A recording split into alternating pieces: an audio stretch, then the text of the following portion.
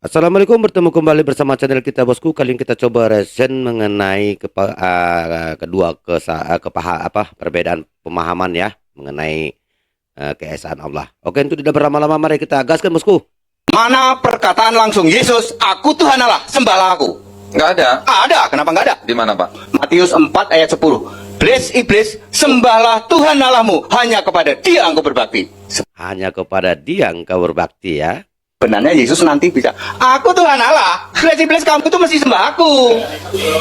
Itu cocokologi, Pak. Bukan, Pak. itu namanya Akunya mana? Apanya? Matius 4:10, akulah Tuhan Allahnya mana akunya? Ya. Kan sembahlah Dia. Yang tertulis aku gitu. Sembahlah Allah, sembahlah Tuhan Allah, hanya kepada Dia engkau berbakti. Akunya mana? Nanti waktu Kan nanti, Pak, itu, Pak. itu yang namanya konteks waktu, gitu loh. Berarti kan tidak tertulis, Pak. Kalau Anda mengatakan Yesus tidak minta sembah, ya itu jelas ada kok. Wahyu 1 ayat 8. Wahyu 1 itu firman siapa, Pak?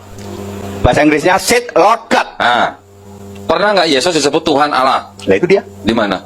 Aku Alpha Omega, ya. Nah, Yang ada, yang sudah ada, yang sudah ada. Said Lord God. Kataku karena udah merah. loh, kalau merah kan yang membuat warna merah kan penyalin atau Oh, survival. emang. Artinya di garis bawah merah, tulisan merah gitu ya. Mau bantah ya silahkan aja. Oh, jadi dalam agama Kristen Allahnya punya bapak. Nah, ini dari Mbak apa ini, Mbak Bunda Korla ini ya. Itu Bunda, bukan berarti Allah itu punya Bapa, bukan. Bu, jadi istilahnya berarti jadi Allahnya orang Kristen tuh ya Allah. Allahnya Kristen itu ya Sang Bapa itu Allah kami. Bunda nggak paham dengan agama. Jadi gini.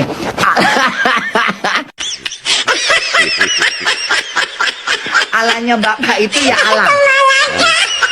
Allahnya kami adalah Sang Bapa. Allahnya kalian itu sang bapak. Sang Bapaknya Bapa. siapa? Bapaknya Sang Firman, yaitu Sang Kristus. Jadi ya Allah keringat dingin Bunda ngebahasnya ini Sampai keringat dingin dia bosku. begini jatuhnya. Ini maaf ya nggak menghina ya, maksudnya jadi Bunda tuh jadi kayak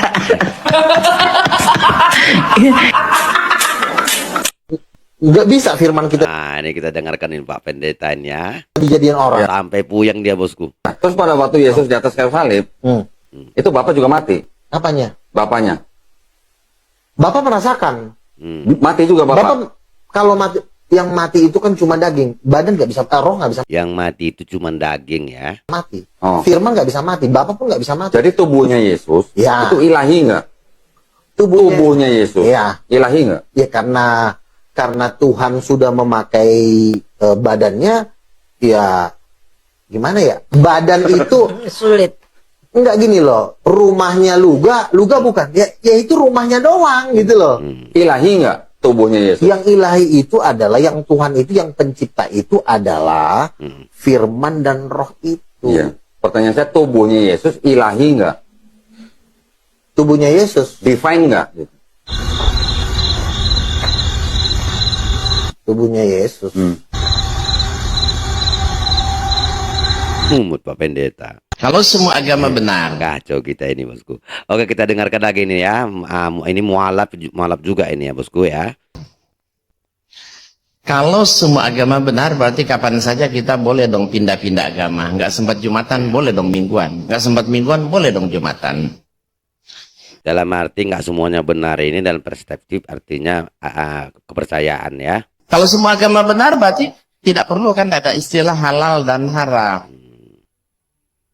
Kalau semua agama benar berarti kapan saja kita boleh menikah beda agama. Anak-anak kita dilamar pemuda Kristen, ya monggo silakan. Lah, agama dia benar juga kok, ya kan? Iya, iya.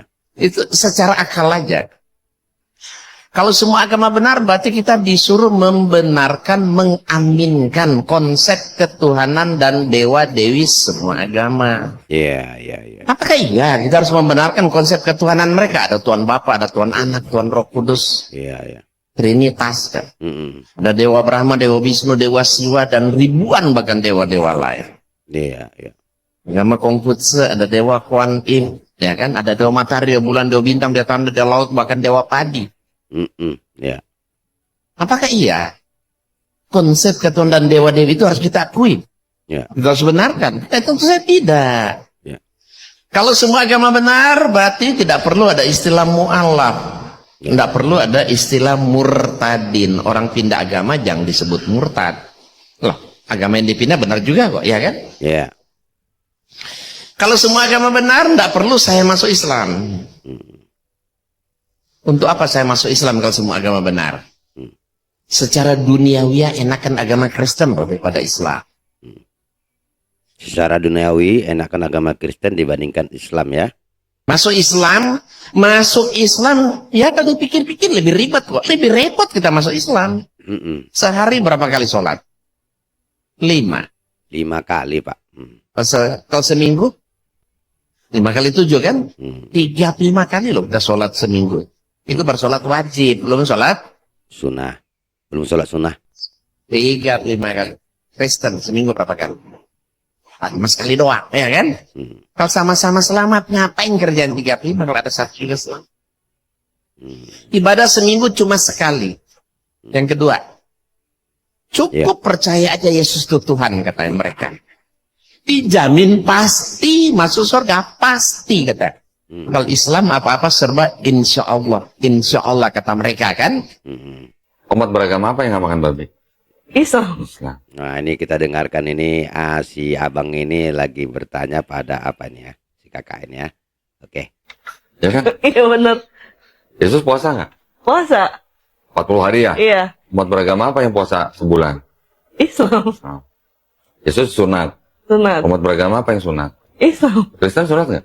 Enggak. Ada yang disunat. Ada Tapi yang sunat. alasannya bukan karena agama. Alasannya karena kesehatan. Kesehatan, betul.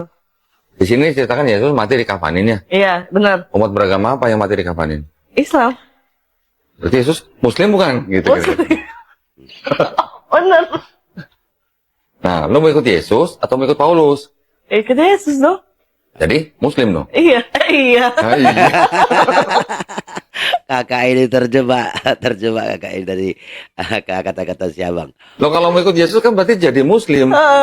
Karena kita orang Muslim yang apa? Yang doanya sujud, sunat, Iya, mati betul. dikafanin, nggak makan babi, Puasa, puasa. betul. Kita yang mirip dengan Yesus di cerita ini. Iya, betul. Gitu loh. Ya. Gimana dong? Si kakak jadi ketawa-ketawa bingung. Bukan aja dia bosku. Kok begitu tercemar? Sekarang yang Bapak pakai tahun berapa? 1963. Ada nggak kata Yesus, Pak? Ya ada dong. Coba tunjukin. Saya bisa tunjukin di sini tidak ada kata Yesus. Masih Isus. Ya inilah ini KJV tahun 1963 kok jadi Bukan. Saya tadi kan ngomongnya 16. Ya, karena itu Pak. ya. Ini seru ini bosku. Ini pendetanya lucu, yang ustadznya juga lucu juga. Sorry itu nggak ada itu. Berarti kata Yesus baru ada di abad ke-20, Pak. Tidak sebenarnya. Oke. Sekarang menurut Bapak, kata Yesus ada di Bible versi tahun berapa? Yang saya 1963. yang ini 1963. 1963. Sebelum itu berarti nggak ada kata Yesus. Ada juga karena aku tahun pernah baca juga tahun 28 juga ya sudah ada kata Yesus juga. Yang pertama kali ada tahun berapa, Pak? Tahu nggak, Pak? Iya nggak tahulah aku. Nah, sekarang gini. Ini bingung Pak Ustadz kapan gitu. Oke, gas lagi ya. Anggap aja sebagai orang Kristen, Yunia kan percaya bahwa Yesus sudah mati di atas kayu salib buat tebus dosa Yunia. Sebagai orang Kristen. Berarti Yunia cinta sama Yesus dong? Iya. Iya dong. Misalnya Yunia dikasih kesempatan ngelihat Yesus mau disalib. Kira-kira Yunia lari seperti murid lain atau nolong Yesus supaya nggak disalib atau bantuin tentara Romawi salib Yesus? Ya kalau kita percaya sama dia, harus kita nolongin dia lah. Nolongin supaya disalib? Supaya enggak. Oh, supaya nggak disalib. Supaya nggak disalib. Berarti kita juga, Terus kita kalau- mengorbankan diri kita juga gitu loh. Kalau Iya. emang kita percaya sama dia juga gitu. Terus ya kalau kan? nolong Yesus supaya nggak disalib nggak ditebus dong dosanya? Oh, makanya. Ya makanya. Bingung juga. Kalau kita menolong Yesus disalib, berarti kita tidak ditebus dosanya. Gitu loh makna dari si abang ini bertanya. Kalau kita menolong ya, tapi kalau nggak nolong tertebus dosanya, berarti gimana jadinya itu? Oh ya makanya. Dibilang kali tebus juga. Kan rumusnya kan Yesus mati di atas kayu salib untuk menebus dosa Yunia kan? Ya, Kalau Yesus tolong Yesus supaya nggak disalib, nggak ada penebusan dosa dong. ya. Oh, berarti Yesus itu manusia kan? Nah, ini kita dengar ini lebih seru lagi nih bosku, ini kalau nggak salah Ustadz Zuma nih kalau nggak salah nih ya. Oke, gasket. Bukan. Nah, makanya bukan. Oh, jadi Dia adalah Tuhan yang datang ke dunia ini sebagai manusia. Tidak bisa disingkat begitu, tidak bisa.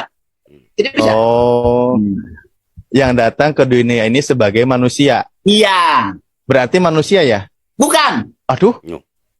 Ulang lagi Pak Lamsen. Yesus.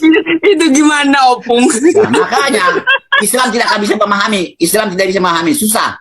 Harus hilangkan dulu agama Islamnya baru mengerti, ya. Tapi jangan Itu Anda kan tidak ucapan akan. Lamsen, saya ikuti. Anda ini tidak akan mengerti, ya. Sebagai Islam tidak akan bisa mengerti, ya. Tapi saya orang Kristen pasti langsung mengerti, ya. Jadi saya ulangi juga ya.